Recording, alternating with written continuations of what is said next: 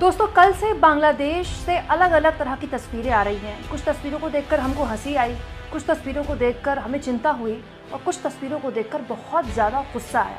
एक औरत के तौर पर, एक महिला के तौर पर यकीन मानिए इन तस्वीरों को देखकर मुझे बहुत गुस्सा आया और वाकई में मन किया कि ऐसे लोगों को शर्म आती है कि नहीं आती है। दोस्तों शेख हसीना जैसे ही उन्होंने इस्तीफ़ा दिया और वो अपने देश से भागी, तख्ता पलट हुआ, भारत आई, तो उनके घर में जो उनका सरकारी आवास था प्रदर्शनकारियों ने कब्जा कर लिया। कोई सोफ़ा उठा कर ले जा रहा था, कोई भी सामान जो पड़ा है उठा के ले जा रहा था, कोई मछली उठा कर ले जा रहा था। तो कुछ लोगों के हाथ शेख हसीना की साड़ियाँ लग गई, तो अटैची में भर के कुछ लोग उनकी साड़ियाँ भी ले गए। लेकिन सबसे ज़्यादा शर्मनाक तस्वीरें तब देखने को मिली जब उन पुरुष प्रदर्शनकारियों के हाथ में शेख हसीना के इनरवेयर्स थे। शर्मनाक तस्वीरें हैं दोस्तों ये।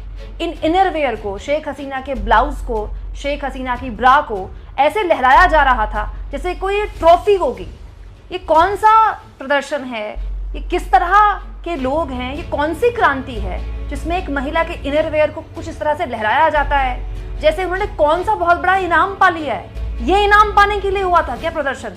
यहाँ ये कहने का मेरा कतई मतलब नहीं है कि ये पूरा का पूरा प्रदर्शन ऐसे उपद्रवियों से ही भरा है, लेकिन हर आंदोलन में जब वो उग्र होता है दोस्तों तो ऐसे उपद्रवियों की जमात भर जाती है उसमें, जो इस तरह के आंदोलनों को बदनाम करते हैं। और इस तरह की कई तस्वीरें आ भी रही हैं जो बांग्लादेश में अलग अलग हिस्सों में अल्पसंख्यकों पर हमला हुआ है। विदेश मंत्री एस जयशंकर ने संसद में वो बात कबूली है।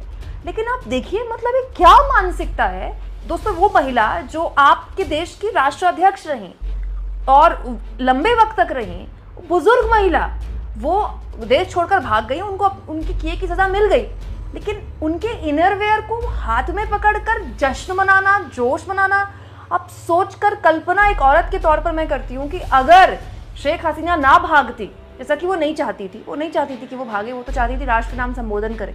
1% आप सोचिए शेख हसीना ना भागती तो उनका क्या हश्र करते ये लोग। दोस्तों ये जीता जागता प्रमाण है सड़ी हुई, गली हुई पुरुष मानसिकता का। मतलब आप सोचिए इस दुनिया में कितने तानाशाह रहे, मतलब लगातार ऐसी एक लंबी फहरिस्त है पुरुष तानाशाहों की। कहीं आपने देखा है कि किसी पुरुष तानाशाह का तख्ता पलट हुआ हो तो उस देश की महिलाएं उसके अंडरगारमेंट हाथ में लेके लहरा रही हूँ या ट्रॉफी के तौर पर उसको दिखा रही हूँ कि वाह उन्होंने क्या जीत लिया।